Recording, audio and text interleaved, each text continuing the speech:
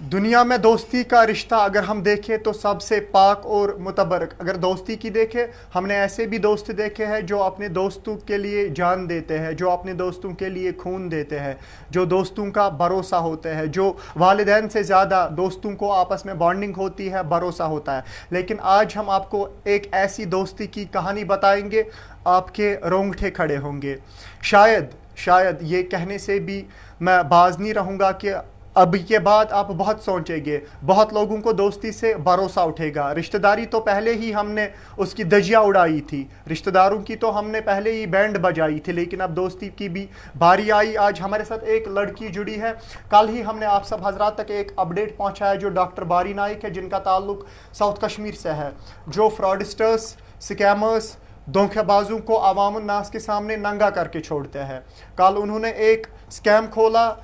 جو عصمت گلزار لڑکی ہے وہ H D F C bank میں کام کر رہی تھی دوسرے کے نام سے, دوسری لڑکی کے نام سے. آج ہمارے ساتھ جڑی ہے ایک لڑکی. ان سے جاننے کی کوشش کریں گے یہ سامنے کیوں آئی ہے, انہوں نے میڈیا کے سامنے کیوں آنا, انہوں نے ابھی کیوں یہ میڈیا کے سامنے آئی, براہ راست ان سے جاننے کی کوشش کریں گے. السلام علیکم. وعلیکم السلام. آپ کا نام کیا ہے اور آپ کا تعلق کہاں سے ہے؟ جی میرا نام شاہدہ بشیر ہے, ڈاٹر آف بشیر احمد ڈار. میں سری نگر سے ہی ہوں لیکن شادی دور ہوئی ہے کپوارہ میں. اچھا, کیا مسئلہ ہے, کیا چھو تُہۍ میڈیاہس برونٛٹھ کَنہِ آمٕتۍ؟ بہٕ چھَس آز مجبوٗر گٔمٕژ اَمہِ کَتھِ سۭتۍ کہِ یہِ عصمت گُلزار چھِ, یہِ ٲس مےٚ فرٛٮ۪نٛڈ 2010 منٛز. یہ وہی عصمت گلزار ہے جس کے بارے میں کل ڈاکٹر باری نائک تذکرہ کر رہے تھے. بالکل, میں باری صاحب کا بہت شکر گزار ہوں کیونکہ انہوں نے میری بہت ہیلپ کی ہے. تو مجھے کہیں سے بھی اتنا سپورٹ نہیں ملا جتنا انہوں نے کیا. انہوں نے بہت شارٹ ٹائم میں یہ جو پورا اسکیم ہوا تھا اس کی ڈیٹیل نکالی. میں ان کا بہت بہت شکر گزار ہوں. اچھا, مسئلہ کیا ہوا تھا, دلیل کیا چھے گمز, کیوں آج 14 سال بعد, کیونکہ جب جو کل ڈاکٹر باری نے کہا 14 سال وہ لڑکی عصمت گلزار جس کا نام ہے H D F C bank میں کام کر رہی تھی, 14 سال کے بعد کیا مسئلہ ہوا, آپ کو کیسے پتہ چلی, اور تب کیا ہوا 2010 میں, مسئلہ کیا ہوا؟ 2010 میں مسئلہ یہ ہوا تھا کہ یہ میری فرینڈ تھی بدقسمتی سے. تو اس نے مجھے بولا 2010 میں کہ ہم جاب کریں گے H D F C bank میں, وہاں پہ کچھ پوسٹس نکلے ہیں تو آپ اپنے ڈاکیومنٹس دو, ہم اکٹھے وہاں پہ جاب کریں گے. میں نے دیے. تو اس کے بعد اس نے کچھ ٹائم کے بعد اس نے مجھے بولا کہ میں وہاں پہ سلیکٹ ہوئی, آپ نہیں ہوئے, مینس کہ عصمت گلزار وہاں پہ سلیکٹ ہوئی, شاہدہ بشیر نہیں ہوئی. تو میں نے اس مسئلے کو چھوڑ دیا. کچھ ٹائم کے بعد یہ کالج بھی اس ٹائم پڑھتی تھی لیکن کالج اتنا نہیں آتی تھی جتنا آفس جاتی تھی. تو اس کے بعد کچھ ٹائم کے بعد اس نے مجھے بولا کہ آپ کی میونسپلٹی کی ڈی او بی نہیں ہے, وہ آپ نکالو, اس کے بعد میں دیکھتی ہوں آپ کا بھی کچھ کروں گی, کیونکہ وہاں پہ میرا اس کا جو بڑا جیجو ہے اس کی کوئی جان پہچان ہے وہاں پہ, اچھا خاصا وہاں پہ اس کی بنتی ہے وہاں پہ. تو اس کے بعد یہ دوبارہ سے میرے لیے ٹرائی کرے گی. تو میں نے نکالی ڈی او بی میونسپلٹی سے. تو مجھے ضرورت نہیں تھی وہ نکالنے کی, لیکن اسی کے کہنے پہ میں نے وہ نکالی. 2010 میں اپریل کو نکالی تھی میں نے وہ. اس کے بعد کیا ہوا, اس کے بعد دوبارہ سے میں نے اس کو ڈاکیومنٹ دیے. تو وہاں سے مجھے کچھ ٹائم کے بعد بولتی ہے کہ پھر سے آپ کا کچھ نہیں ہوا وہاں پہ, تو کوئی بات نہیں, میں نیکسٹ ٹائم دیکھتی ہوں آپ کا کچھ, تو ابھی کے لیے نہیں ہوا.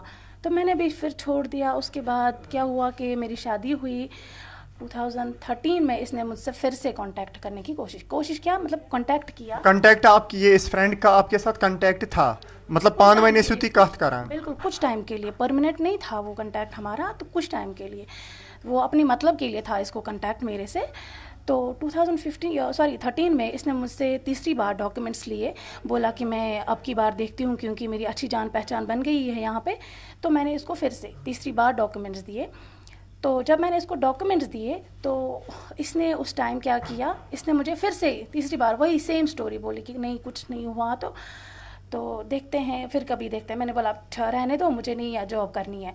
تو اس کے بعد کیا ہوا, اس نے مجھے ڈاکیومنٹ واپس دیے وہاں سے.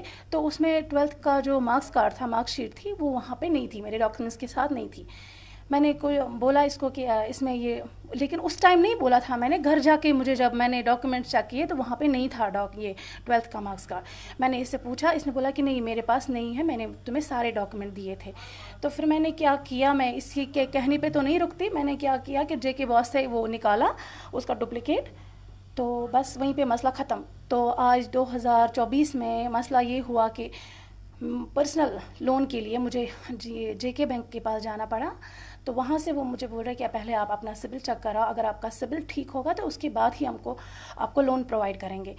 तो मैंने क्या किया, मैंने सिबिल चेक किया। सिबिल में मुझे बताया जा रहा है कि आपका क्रेडिट कार्ड है 2 लाख का और प्लस 75,000 का लोन है, पहले आप इसको क्लियर करो, उसके बाद ही आपको लोन मिलेगा। ये आपको बैंक वालों ने कहा? बैंक वालों ने मुझे कहा।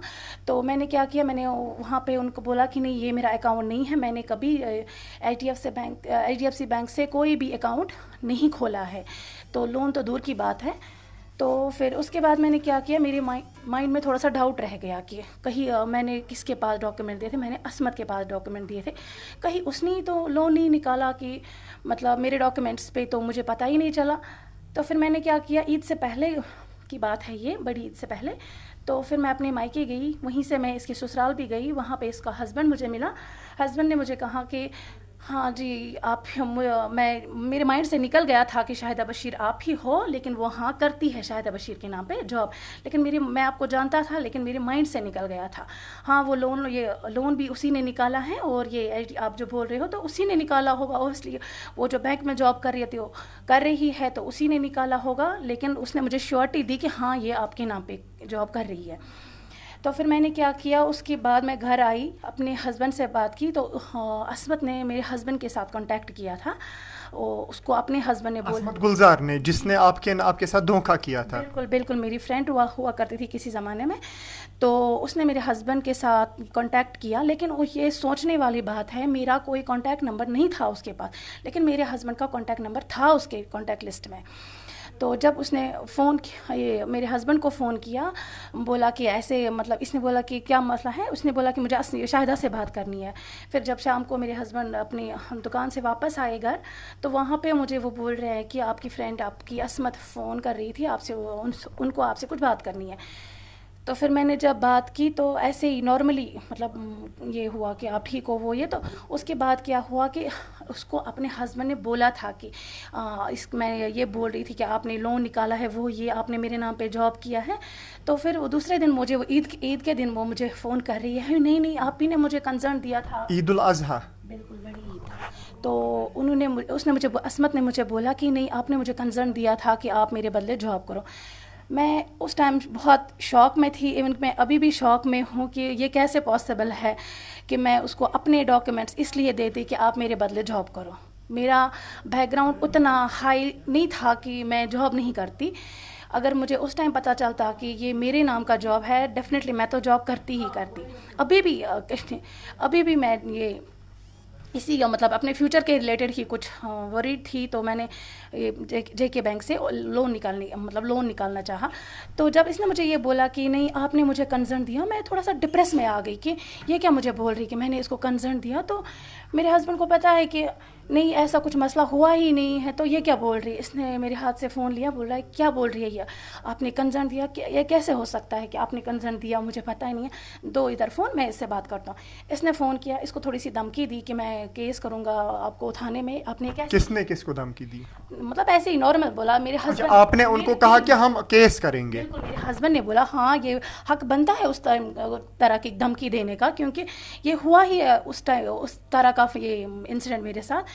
तो मेरे हस्बैंड ने उनको बोला कि आपने कैसे, मतलब ये इसके नाम पे जॉब किया, प्लस आपने, हाँ तो इसीलिए, मतलब मेरी मिसेस बोल रही थी कि HDFC बैंक, JK बैंक मुझे बोल रहा है कि आपका ये लोन है, आपका क्रेडिट कार्ड, तो वो आप ही ने निकाल, अब देखो मैं क्या करता हूँ। बस इनका इतना कहना, वो वहाँ से रोने लगी कि आप मेरे भाई हो, तो मैं आपसे बात करना चाहूँगी, मैं आपके घर आऊँगी। तो इसने बोला कि नहीं, अभी बहुत टाइम हुआ है, अभी 5 बजे हैं, तो आप नहीं पहुंच सकते, कल हम श्रीनगर आ रहे हैं, तो वहीं पे बात करेंगे। इसने वहाँ से नहीं माना, बोला कि नहीं, आप मेरे भाई हो, क्या आप अपनी बहन को घर आने नहीं दोगे, तो मैं आ रही हूँ आपके घर। इसने बोला ठीक है, आप आ जाओ, लेकिन किसी को साथ लेके आना, अकेले नहीं आना। इसने क्या किया, इसने अपनी माँ को साथ लाया, अपने भाई को साथ लाया, अपने बड़े जीजू को साथ लाया। तो वो जब हमारे घर आए, उन्होंने एक्सेप्ट किया, हाँ ये आपकी डॉक्यूमेंट्स पे जॉब कर रही है, तो लेकिन हाँ हमने लोन भी निकाला है, हमने क्रेडिट कार्ड भी निकाला है, लेकिन हम वो सारा क्लियर कर देंगे और आपको NOC ला के देंगे, तो हम ये जॉब भी नहीं करेंगे। तो लेकिन इतना हुआ था मेरे साथ, मैं चुप तो नहीं बैठ सकती थी। तो मैंने क्या किया, मैं यहाँ मायके आई, मैंने سرکل ہیڈ جو ان کا ہے ایم اے روڈ, وہاں پہ HDFC بینک, HDFC بینک کا, جی. تو وہاں پہ اپنی جو میری کمپلین تھی وہاں پہ میں نے ڈالی, تو لیکن وہاں سے مجھے کوئی ریسپانس نہیں ملا. اس کے بعد میں نے کیا کیا کہ میں کورٹ میں گئی. کورٹ میں نے ایک لیگل نوٹس نکالا. ایک تو میں نے بینک کو نکالا, دوسرا میں نے عصمت گلزار کو نکالا. عصمت گلزار کی طرف سے مجھے مطلب اس لیگل نوٹس کا کوئی رپلائی نہیں ملا تھا. لیکن یہ جو بینک ہے, بینک نے مجھے وہاں سے یہ لکھ کے دیا تھا, یہ ہاں جی آپ کے ساتھ فارجری ہوئی ہے لیکن ہم آپ کی ہیلپ کریں گے. ہیلپ مینس کہ مطلب آپ کے ساتھ غلط ہوا ہے تو ہم غلط کا ساتھ نہیں دیں گے. تو یہ وہ لیٹر ہے جو مجھے بینک کی طرف سے ملی تھی اس ٹائم. ناظرین, باضابطہ آپ نے یہ سٹوری سنی اس بہن کے ساتھ جس کا تعلق شہر سری نگر سے ہی ہے. دوبارہ میں کہوں گا, جو دوستی, جو ایک متبرک, جو ایک پاک رشتہ مانا جاتا ہے, جو ایک پاک رشتہ سمجھا جاتا ہے, لیکن کچھ ناپاک ذہن کے لوگوں نے, کچھ ناپاک اشخاص نے اس دوستی کے پاک اور متبرک رشتے کو بھی ناپاک کیا. پہلے بھی میں نے کہا رشتہ داروں کی تو ہم نے بینڈ بجائی تھی, رشتہ داری کی تو ہم نے دجیاں اڑائی تھی, لیکن اب دوستی کسی حد تک سیف تھی, وہ محفوظ تھی. لیکن بدقسمتی سے اس بہن کے ساتھ جو ہوا, 14 سال پہلے اس بہن کو اپنی ایک فرینڈ ڈاکیومنٹس مانگتی ہے اور اپنے ڈاکیومنٹس اور اس کے ڈاکیومنٹس کے کہیں پہ اپلائی کرتی ہے. ان کے مطابق مبینہ طور پہ ان کا الزام ہے ان کی سلیکشن ہوتی ہے اور اس کی سلیکشن نہیں ہوتی ہے. وہ انہیں دھوکہ دے کے یہ بولتی ہے کہ ان کی سلیکشن نہیں ہوئی اور اس کی سلیکشن ہوئی. باضابطہ اس کے ڈاکیومنٹس اپنے پاس رکھے 14 سال تک, یہاں تک کہ ان کے نام سے اکاؤنٹس بھی کھولے, ان کے نام سے لون بھی نکلا, اور انہیں 14 سال تک قطن بھی پتہ نہیں لگی. اس کے بعد باضابطہ اب یہ میڈیا کے سامنے آئی ہے. جو ہی ڈاکٹر باری نے اس کیس کے متعلق کل خلاصہ کیا, آپ سب حضرات تک ہم نے وہ پہنچایا, جیسے ہی خلاصہ ہوا یہ سامنے آئی. وۄنۍ کیا روز تہنز گزارش آخرس مز اتھارٹین انتظامیہ کیا روز تہنز گزارش؟ بس یہ جو میرے ساتھ فارجری ہوئی ہے, میرے ساتھ انجسٹس ہوا, تو میرے ساتھ جسٹس کرے. یہ ہمارے ساتھ جڑی تھی شہر سری نگر سے تعلق رکھنے والی ایک بہن, یہ قوم کی بیٹی ہے. میں دوبارہ کہوں گا یہ ایک سوالیہ نشان ہے HDFC بینک کی انتظامیہ پہ بھی. کیسے انہوں نے اگر اتنا بڑا دھوکہ ہوا ہے ابھی تک انہوں نے کیوں نہیں کچھ کیا؟ اگر اس کے نام سے لون نکلا, جب ایسی چیزیں ہوں گی تو پھر اللہ ہی حافظ ہے. پھر ایک عام انسان کو جو مطلب جس طبقے کا تعلق ہینڈ ٹو ماؤتھ ہے, ویسے بھی ہے جن کو پتہ نہیں ہوتی ہے, ان کے ساتھ پھر کیا کچھ ہو سکتا ہے جب اس حد تک لوگ گریں گے, جب اس حد تک بھی. یہ میں یہاں پہ کہوں گا اس دور میں, دور حاضر میں ہر ایک کو ہوشیار رہنے کی ضرورت ہے. کسی پہ بھی بھروسہ کرنے کی قطن بھی ضرورت نہیں ہے. ہم اس دور میں رہ رہے ہیں دایا ہاتھ اس طاق میں رہتا ہے کہ بکار دم کھوور ساتھ دھوکہ, ورنہ یہ ایک ہی شخص کے مطلب میرے شاکر شبیر بٹ کے 2 ہاتھ, لیکن دایا ہاتھ اس طاق میں رہتا ہے کہ کھوور ساتھ کر دم دھوکہ. ایک بھائی اس طاق میں رہتا ہے کہ دوسرے بھائی کو کب گلا کاٹوں.